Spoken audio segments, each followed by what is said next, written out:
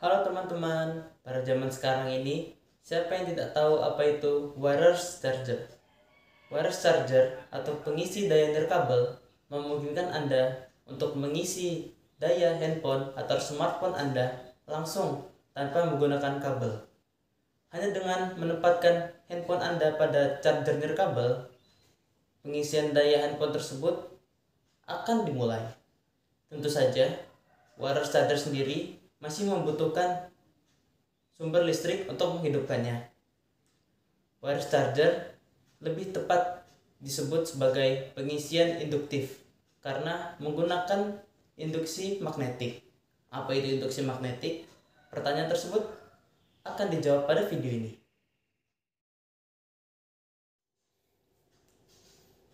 Assalamualaikum warahmatullahi wabarakatuh. Tapi pun, bagaimana kabar teman-teman pada hari ini? Baik-baik saja kan? Semoga kalian semua dalam keadaan sehat walafiat dan dapat mengikuti video ini sampai selesai. Pada video ini, saya akan menjelaskan mengenai materi induksi magnetik.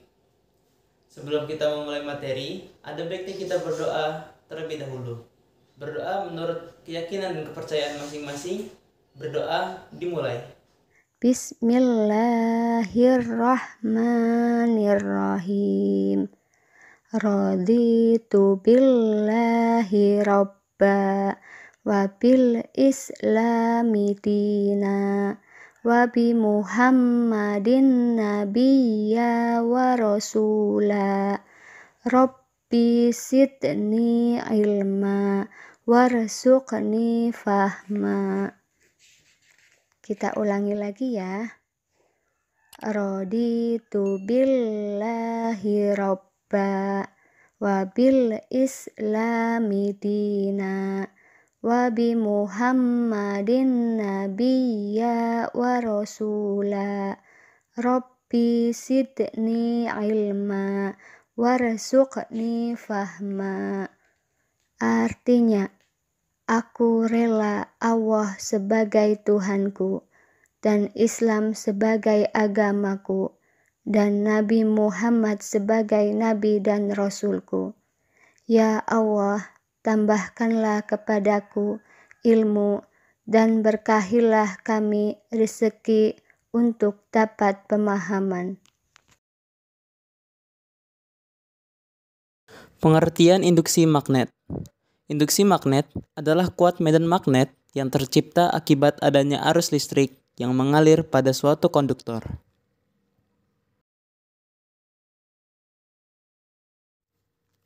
Dasar hukum pertama yang melandasi materi induksi magnetik yang pertama adalah hukum Biot-Savart. Hukum Biot-Savart menyatakan bahwa besar induksi magnet di suatu titik dalam medan magnet yang pertama berbanding lurus dengan arus listrik atau I. Yang kedua, berbanding lurus dengan panjang elemen kawat, dl. Yang ketiga, berbanding lurus dengan sinus sudut antara arah dan garis penghubung titik ke elemen kawat. Yang keempat, berbanding terbalik dengan kuadrat jarak antara titik itu ke elemen kawat. Berdasarkan faktor tersebut, hukum Biot-Savart dirumuskan dalam persamaan berikut.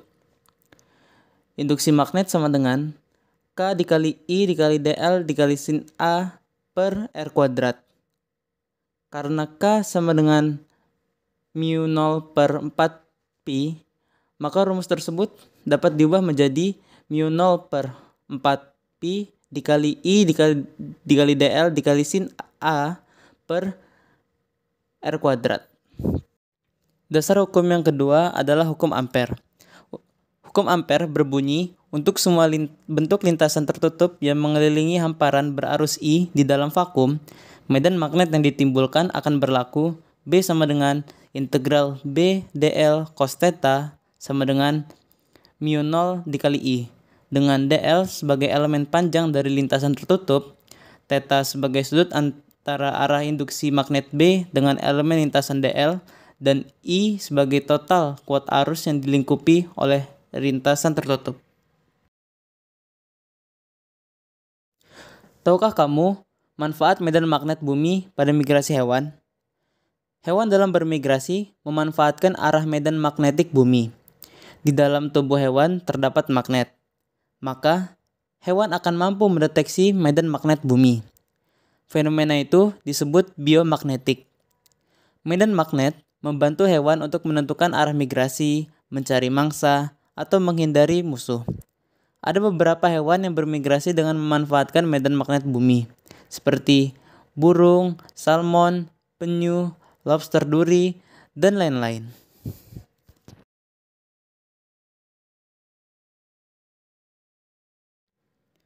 Pengembangan konsep yang pertama ialah dari hukum Biot-Savart. Hukum Biot-Savart dapat dipelajari dengan memahami konsep induksi magnet pada kawat atau penghantar berarus pada kondisi lurus dan kondisi melingkar. Yang pertama, induksi magnet di sekitar penghantar lurus berarus. Aturan menggenggam tangan kanan pada induksi magnetik, yaitu tangan kanan menggenggam penghantar lurus dengan ibu jari menunjukkan arah arus listrik, dan lengkungan keempat jari lainnya menunjukkan arah putaran garis-garis medan magnet, seperti pada gambar 3.3. Besar induksi magnet yang ditimbulkan oleh penghantar lurus berarus diperoleh dari hukum Biot-Savart yang ditunjukkan oleh gambar 3.4. Besar induksi magnet pada kawat lurus berarus dengan panjang tertentu dituliskan dalam persamaan berikut. B sama dengan mu0 dikali I per 4pi dikali A dikali cos alpha ditambah cos beta. Sementara itu, jika kawat lurus berarus memiliki panjang tak terhingga, persamaan induksi magnet menjadi B sama dengan mu0 dikali I per 4pi dikali A dikali cos alpha ditambah cos beta. Karena tidak terbatas, maka cosnya adalah 0 derajat. Sehingga menjadi B sama dengan mu0 dikali I per 2pi A. Setelah tadi membahas induksi magnet penghantar lurus berarus, sekarang kita akan membahas yang kedua, yaitu induksi magnet penghantar melingkar berarus. Berdasarkan gambar 3.5 menunjukkan medan magnet oleh kawat melingkar berarus. Medan magnet oleh kawat melingkar di sekitar titik yang memiliki jarak tertentu terhadap pusat lingkaran dirumuskan sebagai berikut. B sama dengan mu0 dikali I dikali A kuadrat per 2 dalam kurung X kuadrat plus A kuadrat tutup kurung pangkat 3/2. Atau B sama dengan mu0 dikali I dikali A kuadrat per 2 dikali R pangkat 3. Sementara itu, kuat medan magnet di pusat lingkaran dituliskan dalam persamaan berikut. B sama dengan mu0 dikali I per 2A. Adapun jika kawat melingkar memiliki jumlah N lilitan, sehingga medan magnet di pusat O berlaku persamaan berikut. B sama dengan mu0 dikali I dikali N per 2A. Pengembangan konsep selanjutnya adalah hukum Ampere. Hukum Ampere dapat digunakan untuk menentukan besar induksi magnetik di sumbu toroid dan induksi magnet di pusat maupun ujung solenoid. Yang pertama, induksi magnet di sumbu toroid. Toroid adalah kumparan yang ditekuk sehingga membentuk lingkaran. Jika toroid dialiri arus listrik, akan timbul garis-garis medan magnet berbentuk lingkaran di dalam toroid. Salah satu garis medan dimisalkan sebagai jari-jari efektif yang besarnya A, seperti pada gambar 3.6. Besar induksi magnet di titik Q bernilai 0, sedangkan besar induksi magnet di sumbu toroid ditentukan dengan persamaan berikut. B sama dengan mu0 dikali I dikali N per 2pi dikali A. Pada gambar 3.7, apabila terdapat jari-jari dalam dan jari-jari luar, jari-jari efektifnya A-nya sama dengan setengah dikali RD ditambah RL. Yang kedua, induksi magnet di pusat dan di ujung solenoid. Solenoid merupakan penghantar yang memiliki banyak lilitan dan menyerupai pegas. Solenoid yang dialiri arus listrik akan menghasilkan garis medan magnet dengan pola yang sama dengan pola yang dihasilkan magnet batang. Sementara itu, besar induksi magnet dapat ditentukan dengan menerapkan hukum Ampere. Berdasarkan gambar 3.8, yang A, sebuah solenoid yang dialiri arus listrik I menghasilkan garis medan magnet. Yang B, penampang irisan membujur solenoid dengan lintasan tertutup PQRS berupa segi 4. Yang C, bentuk geometri untuk menentukan induksi magnet di titik P di dalam solenoid. Besar induksi magnet di pusat solenoid dituliskan dalam persamaan berikut. B sama dengan μ0 dikali I dikali N per L. Sementara itu, besar induksi magnet di ujung solenoid ditentukan menggunakan persamaan berikut. B sama dengan μ0 dikali I dikali N per 2L.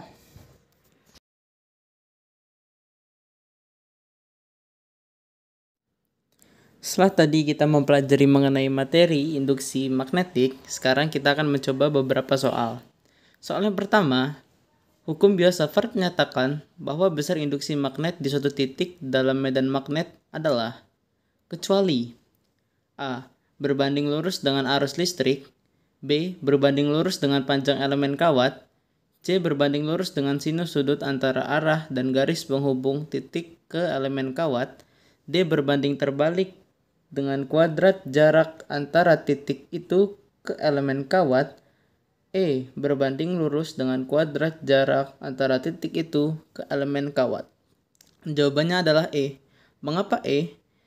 Menurut rumus yang disampaikan pada hukum Biot-Savart, dB sama dengan K dikali I dikali dL dikali sin A per R kuadrat. Seharusnya jawaban yang benar adalah berbanding terbalik dengan kuadrat jarak antara titik itu ke elemen kawat, sesuai dengan rumusnya. Kita langsung berlanjut ke soal nomor 2. Contoh soal kedua, sebuah kawat lurus dialiri arus listrik sebesar 5 ampere. Tentukan besar medan magnet ketika titik S berada pada jarak 10 cm dari kawat. Kita bisa langsung memasukkannya pada rumus kawat lurus berarus listrik, yaitu B sama dengan μ0 dikali I dikali N per 2pi dikali A. Kita masukkan angkanya dan menghasilkan hasil 10 pangkat min 5 Tesla. Jadi, besar medan magnet ketika titik S berada pada jarak 10 cm sebesar 10 pangkat min 5 Tesla. Pada sesi latihan soal, kalian diberi waktu 15 detik untuk menyelesaikannya.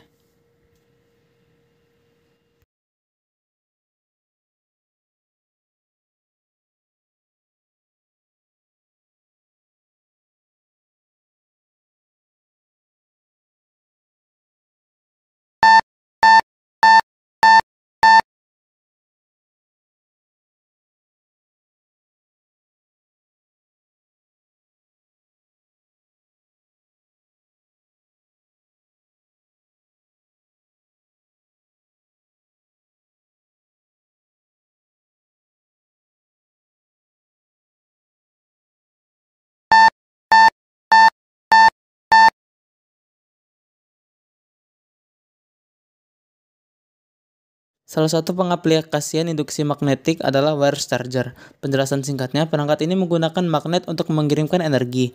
Arus yang berasal dari stop kontak dinding bergerak melalui kawat dalam charger nirkabel, menciptakan medan magnet. Medan magnet menciptakan arus listrik dalam kumparan di dalam perangkat elektronik. Kumparan ini terhubung ke baterai dan arus listrik mengisi baterai. Ternyata, fisika sangat dekat dengan kita. Misalnya saja teknologi wire charger yang menggunakan ilmu fisika induksi magnetik, yang memungkinkan kita untuk mengisi daya handphone atau smartphone kita langsung tanpa menggunakan kabel. Silahkan pause video ini untuk memulai sesi pertanyaan dan diskusi.